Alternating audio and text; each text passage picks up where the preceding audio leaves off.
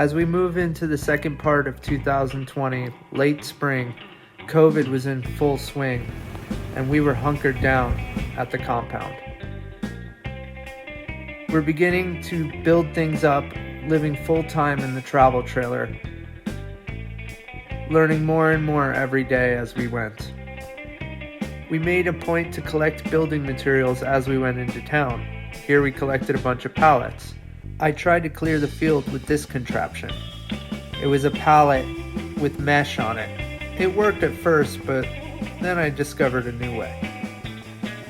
You can see here, I decided to burn down this mattress for the wire spring, and then I would drag that behind the truck, and that worked way better. You can see. I'd burn all the brush as I went.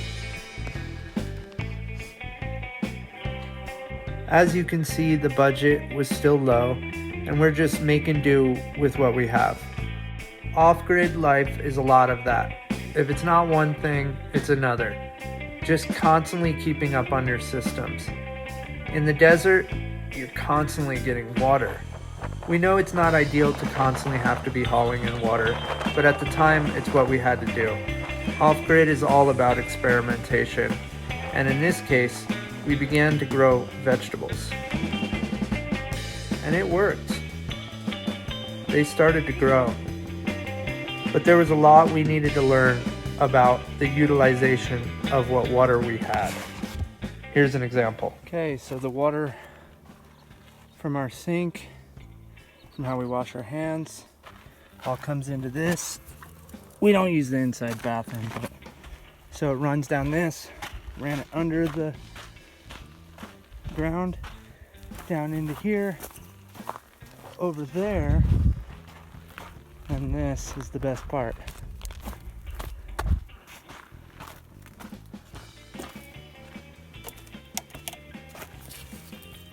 Look at that, gray water. And with the sprouts came the bees.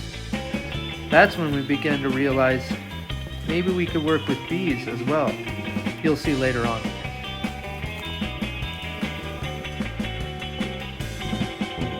It's quite a jungle, but keeping up with the size also meant keeping up with the water, which was quite a task.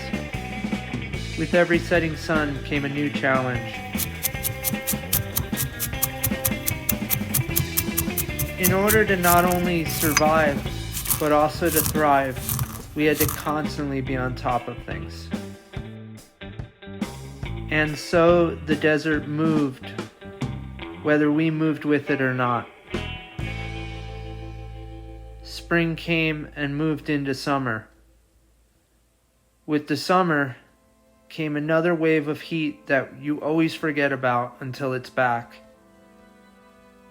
As a kid, I always wondered what life would be like in the future. I wonder what life would be like at the collapse of a civilization. With some things, you just don't realize that they're there until they're here.